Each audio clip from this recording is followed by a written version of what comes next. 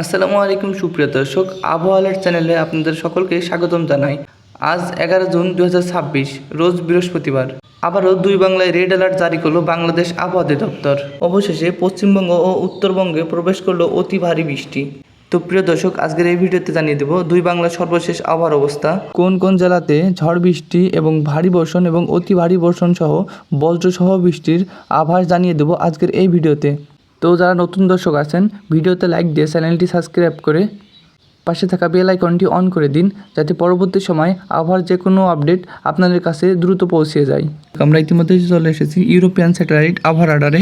তো আপনারা দেখতে পাচ্ছেন যে বিশেষ করে ভারতের পশ্চিমবঙ্গে কৃষ্ণনগর, কলকাতা, খগরপুর, হাবড়া, ভাটাপাড়া, অন্যদিকে রানাঘাট, এইসব এলাকাতে কিন্তু হালকা থেকে মাঝারি এবং ভারী বর্ষণ হওয়ার সম্ভাবনা জানিয়েছে আলিপুর আবহাওয়া অধিদপ্তর।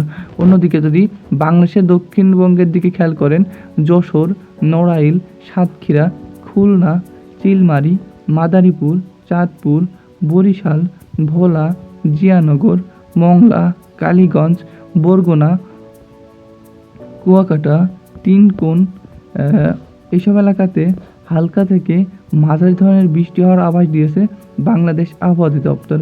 অন্যদিকে যদি আপনারা যদি এবং বাংলাদেশের তো আপনারা যদি এবার উত্তরবঙ্গের দিকে খেয়াল করেন, ঢাকা, ব্রাহ্মণবাড়িয়া, গাজীপুর, টাঙ্গাইল, হাবিগঞ্জ, কিশোরগঞ্জ, ভালুকা, গোপালপুর, নারায়ণগঞ্জ, ময়মনসিংহ, এইসব এলাকাতে রেড অ্যালার্ট জারি করেছে বাংলাদেশ আবহাওয়া অধিদপ্তর। অন্যদিকে গোপালপুর, জামালপুর, ডালু, গাইবান্ধা, বগুড়া, নওগাঁ, বালুঘাট, রামনা, কুড়িগ্রাম, রংপুর, নীলফামারী, ধুবড়ী, দিনহাটা, মেঘখালী, পঞ্চগড়, ময়নাগুড়ি, আলিপুরদুয়ার, ঠাকুরগাঁও, দিনাজপুর, রায়গঞ্জ, এইসব এলাকাতে হালকা থেকে মাঝারি ধরনের বৃষ্টি হওয়ার পূর্বাভাস দিয়েছে বাংলাদেশ আবহাওয়া অধিদপ্তর। এদিকে যদি আমরা শুক্রবার 12 তারিখের দিকে খেয়াল করি, তাহলে দেখতে পারবো যে 12 তারিখের দিকে খেয়াল করেন, তাহলে বাংলাদেশের উত্তরবঙ্গে যেমন বরগুনা, চট্টগ্রাম, কক্সবাজার, এদিকে ঢাকার পার্শ্ববর্তী কিছু এলাকা, এসব এলাকাতে হালকা থেকে মাঝারি ধরনের বৃষ্টি হওয়ার পূর্বাভাস দিয়েছে ইউরোপিয়ান স্যাটেলাইট রাডার। ওদিকে ঢাকা বিভাগ এবং সিলেট বিভাগ, ময়মনসিংহ, রাজশাহী, সৈয়দপুর, এইসব বিভাগের দিকে যদি খেয়াল করেন, তাহলে দেখতে পারবেন যে আকাশ ইতিমধ্যেই আংশিকভাবে মেঘাচ্ছন্ন রয়েছে, মানে আকাশ আংশিকভাবে পরিষ্কার আছে।